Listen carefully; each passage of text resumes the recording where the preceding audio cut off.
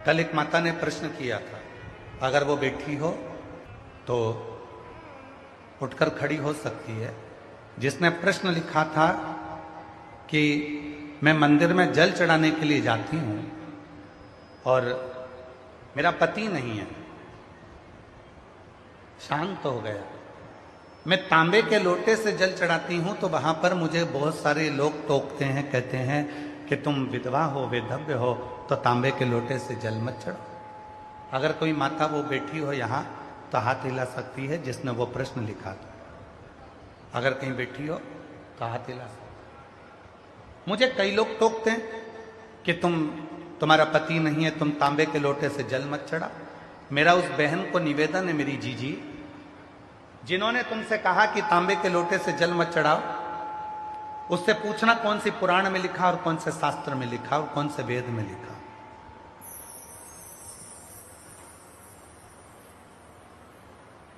कौन से वेद में लिखा? शरीर के पति हैं, होंगे, पर आत्मा का पति तो वही है ना जिसने तुमको यहां भेजा है। आत्मा का तो पति वही है।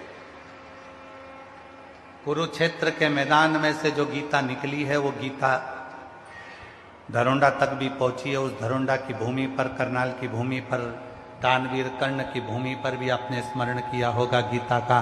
गीता में लिखा है, ना इस आत्मा को शस्त्र काट सकता है, ना अग्नि जला सकती है, ना वायु सुखा सकती है, कर सकता है, ना इसको कोई मार सकता है। ये आत्मा तो अजर अमर है। जब ये आत्मा अजर अमर है तो इसका पति भी अजर और अमर है, वो कभी मरता नहीं है। तो ये आत्मा हमेशा अखंड सौभाग्यवती है। इसलिए जल तांबे के लोटे से चढ़ाने में कोई हर्ज नहीं है। तुम सब चढ़ाओ, चाहे कुंवारी अवस्था में चढ़ाओ, चाहे सौभाग्यवती होकर चढ़ाओ, चाहे जैसी अवस्था में हो वैसे चढ़ाओ, कोई दोष नहीं है। ये आडंबर है केवल तुम्हारा। लोग कह देते हैं कि तांबे के लोटे से मत चढ़ाना, तांबे के लोटे से जल मत चढ़ाना, तांबे के लोटे से ये मत करना। क्या स्त्री अगर बेधव्य हो जाए तो क्या पशुपति व्रत नहीं करे? सोमवार का व्रत नहीं करे? 16 सोमवार नहीं करे? संकट सोमवार नहीं करे? कौन से पुराण में लिखा है? ऐसा कोई व्रत नहीं है, सब कर सकती है। शंकर भगवान का हरतालिका तीज का व्रत एक ऐसा व्रत होता है, यह माताएं करती हैं कि नहीं हमको नहीं मालूम। हरतालिका तीज का एक व्रत ऐसा होता है जो स्त्री जब तक अपनी अंतिम सांस गिनती है पलंग पर पड़े होकर, तब तक भी हरतालिका तीज का व्रत करती है। यहां तक शास्त्र में वर्णन आता है। वो किस अवस्था में, किस दशा में है, चले।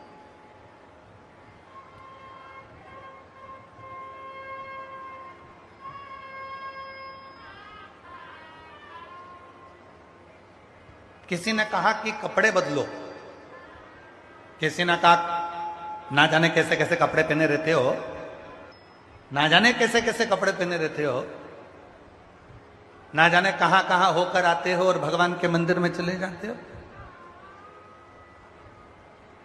अरे भाई, कपड़े बदलने से अगर भगवान मिलता होता तो शोरूम में एक से बढ़कर एक पुतले टंगे हैं जिनके रोज कपड़े बदलाते हैं, सबसे पहले भगवान उन्हीं को मिल जाता। कपड़े बदलने से परमात्मा कभी नहीं मिला। अगर मेरा शिव मिला है तो कलेजा बदलने से मिला है, कपड़ा बदलने से शंकर कभी नहीं मिल पाया। बहुत सारे मिलेंगे तुमको ज्ञान देने वाले।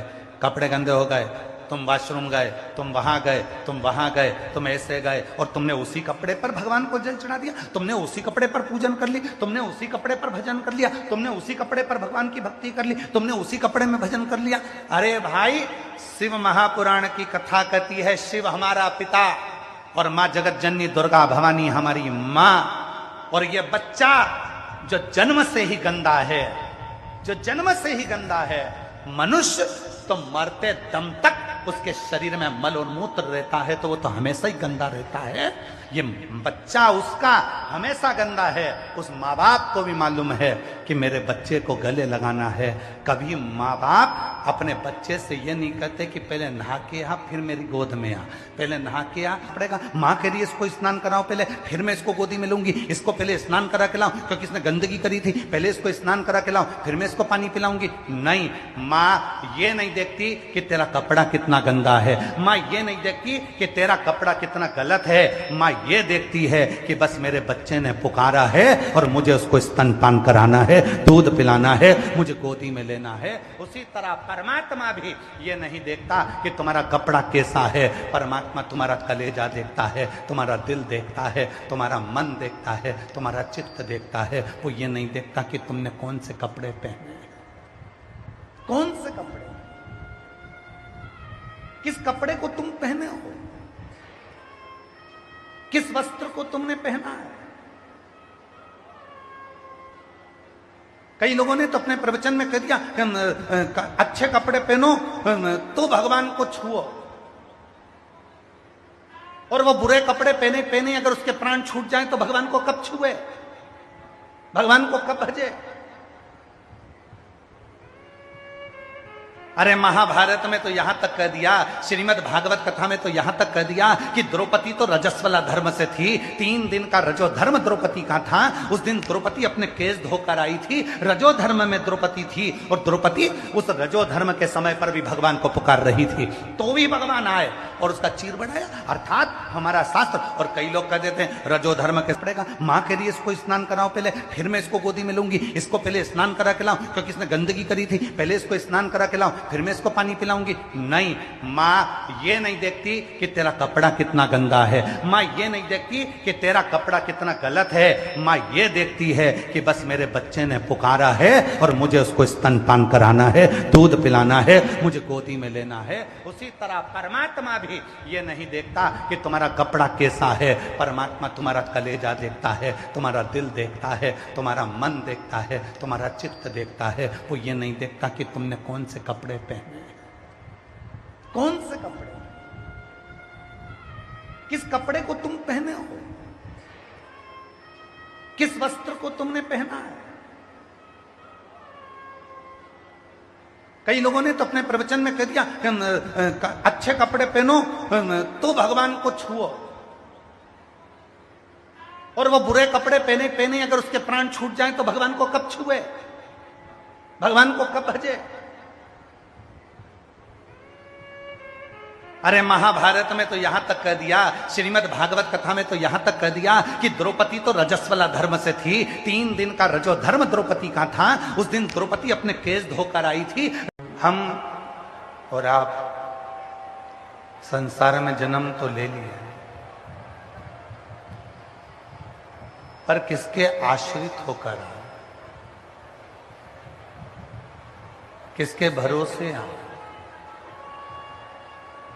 संसार वालों के भरोसे होकर रहेंगे तो जिंदगी फिर व्यर्थ हो जाए। परिवार वालों के भरोसे रहेंगे तो एक दिन ये मसान में ले जाकर, शमशान में ले जाकर छोड़ दो।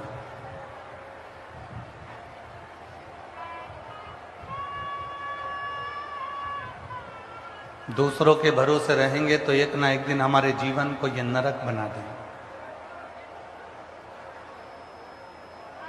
जब स्वयं के भरोसे होते हैं और उस देव अधिदेव महादेव के भरोसे होते हैं तो जीवन सार्थक हो जाता है और मंजिल मिल ही जाती है।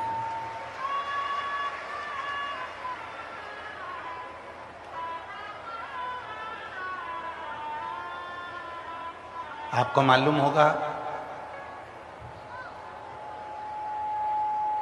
अंतरिक्ष पर जाने वाली सबसे पहली महिला इसी हरियाणा के करनाल की थी, कल्पना चावला।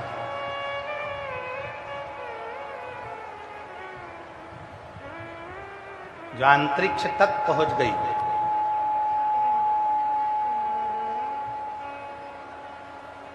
प्रथम महिला ऐसी हुई जिसने अंतरिक्ष तक पहुंचने का प्रयास किया। और वो पूरे करनाल वालों को ये सीख देकर गई है कि जब एक महिला अंतरिक्ष तक पहुंच सकती है तो एक महिला शिव के चरणारविंद तक भी पहुंच सकती है, अपनी मंजिल तक भी पहुंच सकती है। वो डॉक्टर भी बन सकती है, वो इंजीनियर भी बन सकती है, वो कलेक्टर भी बन सकती है, वो आईजी, डीआईजी, कमिश्नर भी बन सकती है, और वो बड़े से बड़े पद पर बैठ सकती है।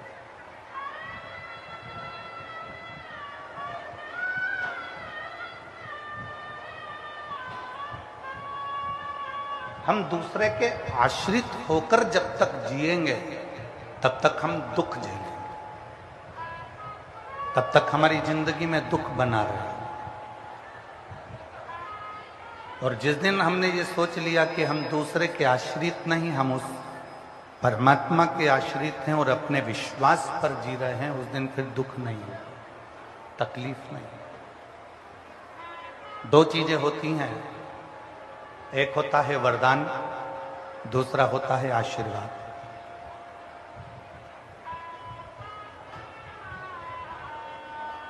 एक वरदान है और एक आशीर्वाद, दो चीजें। वरदान किसी को भी मिल सकता है, अच्छा है उसको भी वरदान मिल जाएगा, कोई बुरा है तो उसको भी वरदान मिल जाएगा, कोई पापी है तो उसको भी वरदान मिल जाएगा, कोई असुर है तो उसको भी वरदान मिल जाएगा, कोई राक्षस है उसको भी वरदान मिल जाएगा, कोई भूत प्रेत है उसको भी वरदान मिल जाएगा। पर आशीर्वाद किसी को नहीं मिलता। आशीर्वाद तो जिसने अपने माता पिता के चरणों की सेवा करी और जिसने भगवान शिव पर एक लोटा जल चढ़ाया, उसको आशीर्वाद प्राप्त हुआ है, उसको आशीर्वाद। वरदान पुण्य करने वाले को भी मिल जाता है और वरदान पाप करने वाले को भी मिल जाता है, पर आशीर्वाद नहीं मिलता। क्यों कहते हैं भूखे को भोजन और प्यासे को पानी, जय बाबा बर्फानी? क्यों किया जाता है?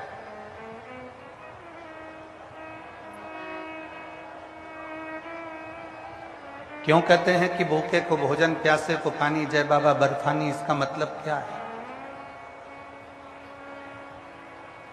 और ये कोई साधारण शब्द नहीं निकला,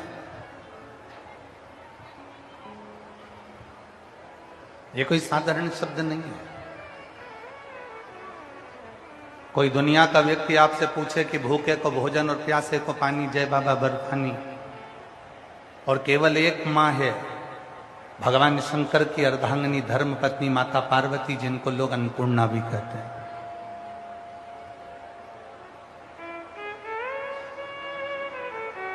केवल एक है, बहुत सारे होंगे।